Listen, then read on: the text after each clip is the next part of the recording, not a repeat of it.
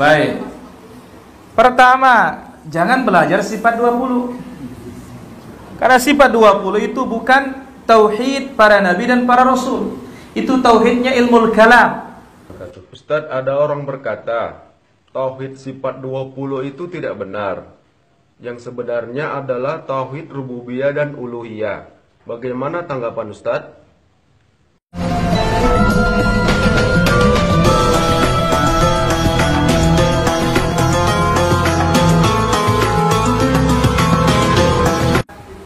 Baik. Pertama, jangan belajar sifat 20. Karena sifat 20 itu bukan tauhid para nabi dan para rasul. Itu tauhidnya ilmu kalam. Bagaimana metode penetapannya? Metode penetapannya, yakini dulu baru carikan dalil. Kalau meyakini sesuatu baru carikan dalil, semuanya punya dalil. Ya. Pada suatu saat ada salah satu partai ternyata di nomornya paling tengah. Dibuatinlah dia dalil. Apa katanya? Khairul umur awsatuha. Perkara yang paling baik yang tengah-tengah, maka pilih ini nomor ini tengah-tengah dia katanya. No, kalau nyocok-nyocokin itulah dia metode ahlul kalam. Jadi yakini dulu baru carikan dalil. Ya sama kasus dulu. Orang ngunduh pisang itu supaya matang, orang begawe dulu di dalam dalam tanah pakai asapnya. Bayangkan pisang bisa matang gara-gara asap, sekedar asap apa? Bobok itu, daun kelapa itu. Nah kita ini kok tembakau nggak matang-matang di dalam ya? Apa katanya orang dulu supaya cepat matang pisangnya? Wal yatama wal masakin. Yatama ya masak. Itu benar nih para jemaah. Wal yatama wal masakin. Yatama ya masak. Itu katanya zikirnya, doanya untuk ngunduh pisang. Ya, kalau dia luka, ini kan nyocok-nyocokin nih para jemaah. Yakini dulu baru carikan dalil. Nah, kalau dia luka dibaca surat Al-Baqarah. Wa idz qataltum nafsan faddaratum. Karena ada mirip-mirip darah katanya. Supaya hilang darahnya faddaratum katanya. Darahnya supaya hilang. La ilaha illallah. Jadi semuanya bisa dicarikan dalil. Nah, Ahlus Sunnah berbeda metodenya. Dalil dulu baru diyakini. Karena kalau dalil dulu baru diyakini, kita tidak akan keluar dari koridor. Ya, jelas ini? Jelas Sol? Itu berangkat dari sifat apa? Mukhalafatuhu lil hawadith katanya. Wujud, qidam, baqa, mukhalafatuhu lil hawadith. Dia menyelisihi apa yang ada katanya. Tapi maksud dari kaidah itu atau sifat itu adalah meniadakan sifat. Wah, hadza batil. Ahlus Sunnah menetapkan sifat tanpa menyerupakan dan meniadakan keserupaan tanpa mengingkari. Laisa kamitslihi syai'. Ini nafi, tasybih, tamtsil. Wa huwas samiul basir, itsbatus sifah wal asma. Dan menetapkan nama dan sifatnya tidak serupa dengan sifat-sifat makhluknya. Assalamualaikum Ustadz. Waalaikumsalam warahmatullahi wabarakatuh. Ustadz, ada orang berkata tauhid sifat 20 itu tidak benar. Yang sebenarnya adalah tauhid rububiyah dan uluhiyah. Bagaimana tanggapan Ustadz?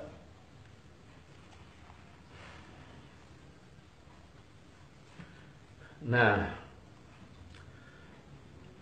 ada orang memang berpendapat seperti itu. Kenapa kalian bagi sifat 20? Kata, sifat Tuhan menjadi 20. Sedangkan nama Allah itu kan banyak. Kenapa dibagi 20? Saya bilang, kau dapat informasi dari siapa? Kami tidak pernah membagi sifat Allah menjadi 20. Cuman sifat Allah yang begitu banyak itu hanya kami bahas 20 untuk membantah syubhat-syubhat mengenai akidah. Bayangkan kita disuruh Allah berdakwah kepada kafir.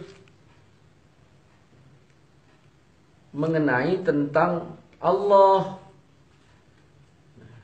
Kalaulah sempat kafir itu bertanya kepada kita yang berdakwah ini, "Hei Muslim," atau "Hei Ustadz," atau "Hei ulama, kalian mengajak kami untuk masuk Islam, menyembah Allah."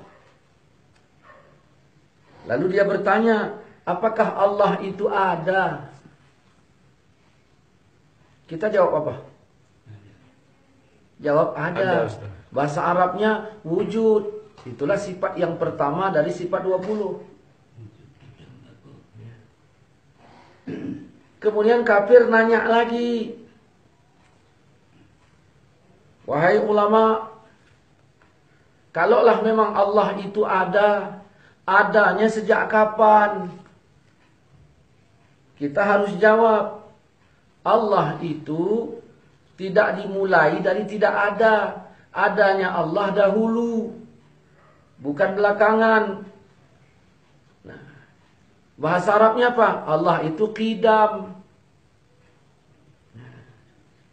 Orang kafir nanya lagi, kalaulah memang Allah itu qidam, qidamnya sampai kapan? Adanya Allah sampai kapan?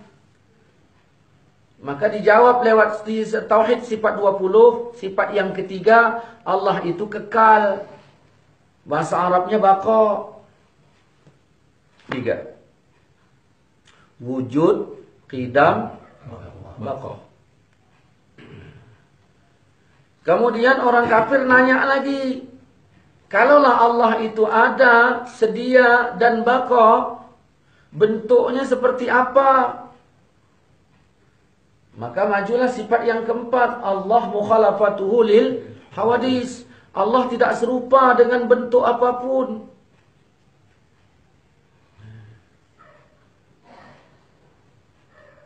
Kemudian orang kafir nanya lagi, keberadaan Tuhan di mana? Maka kita menjawab, Allah qiyamuhu ta'ala binafsih. Allah berdiri dengan sendirinya. Kan Allah wala makan wa huwal an ala ma alaihi kan. Allah ada sebelum adanya tempat, dan keberadaan Allah sekarang sama seperti sebelum adanya tempat. Maksudnya Allah tidak bertempat. Itulah qiyamuhu ta'ala binafsih. Orang kafir nanya lagi, kalau begitu jumlah Allah ada berapa? Maka keluarlah sifat berikutnya, yaitu Allah wahdaniyah. Allah itu bisanya apa? Maka keluarlah sifat berikutnya, Allah itu kudrah. Allah kuasa menciptakan langit bumi. Orang kafir nanya lagi, yang nyuruh dia buat langit bumi ini siapa? Mandornya siapa? Keluarlah sifat berikutnya lagi, Allah itu iradah. Begitulah seterusnya. Kita break sampai di sini. Andaikan orang yang anti sifat 20 itu ditanya dengan pertanyaan yang sama, ya, katakanlah ada orang Wahabi anti betul dengan sifat 20. Dia bilang haram dan sebagainya. Ini yang anti. Kalau yang nggak anti, ya alhamdulillah. Nah, kemudian kita tanya dengan pertanyaan yang sama. Wahabi, kafir telah bertanya kepadaku beberapa hal tentang Tuhan. Sudah kujawab lewat sifat 20. Kau bilang sifat 20 itu hukumnya haram. Nggak boleh. Cukup rububiyah dan uluhiyah. Sekarang kau kutanya pertanyaan yang sama. Apakah Allah itu ada? Kau jawab apa? Ya ada. Kalau ada nyontek kami. Kau ngikut kami, kau bilang nggak boleh. Ternyata kau jawab seperti yang kami jawab. Kutanya lagi, keberadaan Allah sejak kapan? Kau jawab apa? Ya sejak dulu, berarti qidam. Keberadaan Allah sampai kapan? Kau jawab apa? Ya Allah itu kekal, berarti baqa. Kemudian ditanyanya, Allah itu bentuknya seperti apa? Kau jawab apa? Mukhalafatul lil hawadis, berarti sama sama kami. Kenapa kau bilang tak boleh?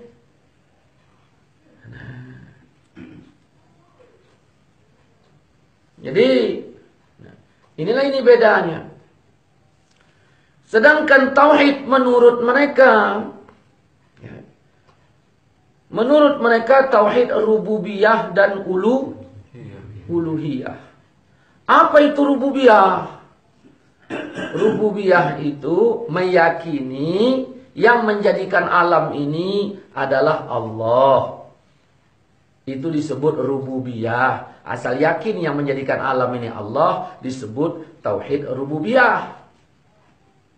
Nah, yang kedua uluhiyah. Uluhiyah ini menunggalkan Allah dalam ibadah. Disebut tauhid uluhiyah. Jadi belajar tauhid versi Wahabi 5 menit tamat. Karena keyakinan cuma itu saja. Nah, timbul pertanyaan, yang membagi tauhid rububiyah uluhiyah ini siapa? Kalaulah ada di zaman Nabi, mana riwayatnya tauhid dibagi itu? Pernah juga yang terjadi dialog dengan saya. Pernah Nabi membagi tauhid rububiyah uluhiyah. Tapi ayatnya saya baca, cuman nggak ada kata dibagi. Nggak ada kata dibagi. Ada hadis bilang begini, betul, nggak ada kata dibagi. Kau bilang agama sudah sempurna, apa adanya. Sekarang saya tanya, bagi-baginya itu di mana dapatnya? Yang pertama rububiyah. Maka rububiyah ini meyakini yang menjadikan alam ini adalah Allah. Dia bilang, salahnya di mana? Ya memang nggak salah. Cuman yang menjadi masalah, lewat tauhid rububiyah ini, mereka mentauhidkan Abu Jahal. Makanya jangan heran di dalam kitab mereka, Kaifa Nafhamut Tauhid, pada halaman 16, ulama mereka mengatakan, iman Abu Jahal dan Abu Lahab jauh lebih hebat pada rububiyah dibandingkan imam kebanyakan kaum muslimin yang mewiridkan zikir la ilaha illallah, la ilaha illallah, la ilaha illallah. Berarti lewat tauhid rububiyah dia mentauhidkan Abu Jahal. Lewat tauhid rububiyah, lewat tauhid rububiyah dia mentauhidkan Abu Jahal. Lewat tauhid uluhiyah mereka mengkafirkan umat Islam yang bertawasul dan sebagainya. Dia mengkafirkan bukan berdasarkan Quran dan hadis, berdasarkan tauhid yang nggak pernah dibagi sama sekali di zaman dulu. Kemudian melarang pula sifat 20. Yang mau tidak mau kalau dibuat pertanyaan yang seperti itu, dia harus mencontek sifat 20 tersebut. Nah, ini kalaulah tauhid, mereka mengatakan belajar tauhid rububiyah itu belum cukup. Belum cukup. Tidak sah dikatakan sebagai tauhid kalau hanya rububiyah. Kalaulah betul pernyataan yang seperti itu, kita baca riwayat tentang pertanyaan malaikat di dalam kubur, Marrabbuka, Rabbu, rububiyah. Siapa Tuhanmu? Siapa rububiyahmu? Lalu dijawab oleh si mayit yang mukmin itu, Allah. Kalaulah tauhid rububiyah itu tidak sah, sahnya harus melalui uluhiyah. Kenapa pertanyaan ini tadi Marrabbuka? Kenapa tidak ditanya man ilahuka? Inilah kelirunya mereka. Padahal uluhiyah dan rububiyah itu saling lazim melazimi. Kalau rububiyah ya sudah uluhiyah, kalau uluhiyah ya sudah rububiyah. Jadi rububiyah saja tidak sah, harus uluhiyah. Kalau begitu, Abu Jahal yang sudah sah rububiyahnya, kalau andai kata dia sholat, berarti sudah sahlah sempurna tauhidnya. Padahal tidak demikian. Pintu gerbang Islam ini syahadat. Inilah ini pernyataan mereka yang keliru. Begitu. Jadi belajar tauhid yang sebenarnya adalah belajar sifat 20. Nah, gitu ajalah dulu. Nanti kita sambung lagi.